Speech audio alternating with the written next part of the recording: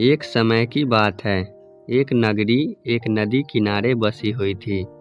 वहाँ का राजा बहुत ही मूर्ख और सनकी था। एक दिन राजा अपने मंत्री के साथ संध्या के समय नदी किनारे टहल रहा था।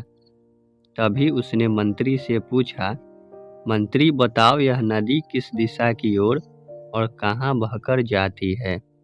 महाराज, यह पूर्व दिशा की ओर बहती है और पूर्व की ओर स्थित देशों में बहकर समुद्र में मिल जाती है। मंत्री ने उत्तर दिया। यह सुनकर राजा बोला, यह नदी हमारी है और इसका पानी भी हमारा है। क्या पूर्व में स्थित देश इस नदी के पानी का उपयोग करते हैं?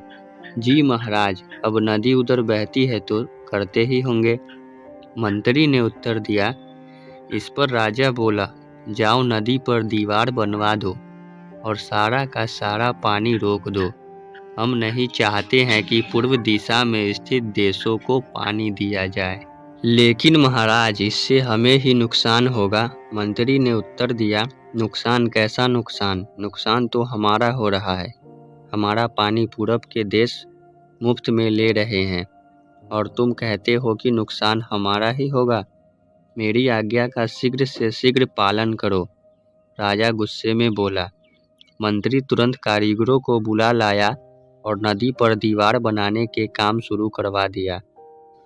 कुछ ही दिनों में दीवार बनकर तैयार हो गया।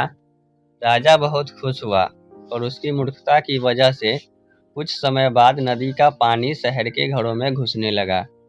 लोग अपनी परेशानी लेकर मंत्री के पास आए। मंत्री ने उन्हें आश्वासन दिया कि वह सब कुछ ठीक कर देगा। मंत्री ने एक योजना बनाई। महल में एक घंटा बजाने वाला आदमी रहता था। वह हर घंटे पर समय के अनुसार घंटा बजा देता था, जिससे सभी को समय का पता चल जाता था। मंत्री ने उस आदमी को आदेश दिया कि वह आज रात को जितना समय हो उसका 2 गुना घंटी बजाए। आदमी ने ऐसा ही किया। जब रात के 3 बजे थे तो उसने 6 बार घंटी बजाया, जिसका अर्थ था कि सुबह के 6 बज गए हैं। घंटा बजाते ही सभी लोग उठ गए। राजा भी उठ गया और बाहर आ गया।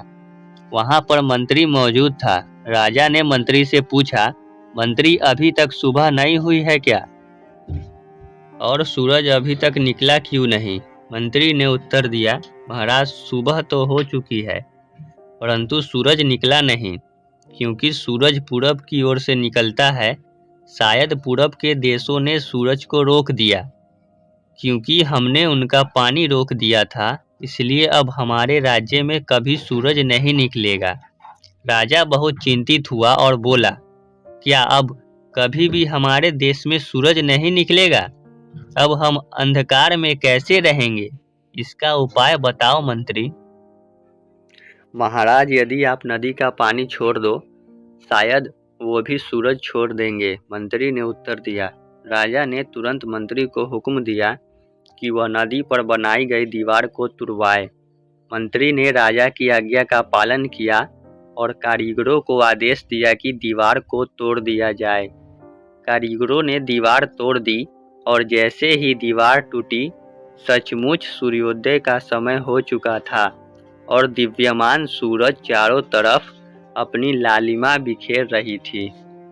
सूरज को उगता देख राजा बहुत खुश हुआ और मंत्री को इनाम दिया और कहा, तुम्हारी वजह से आज हम फिर से सूरज देख पाए हैं।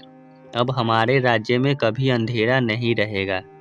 मंत्री ने मासूम सा मुंह बनाकर जवाब दिया, महाराज, यह तो मेरा फर्ज था।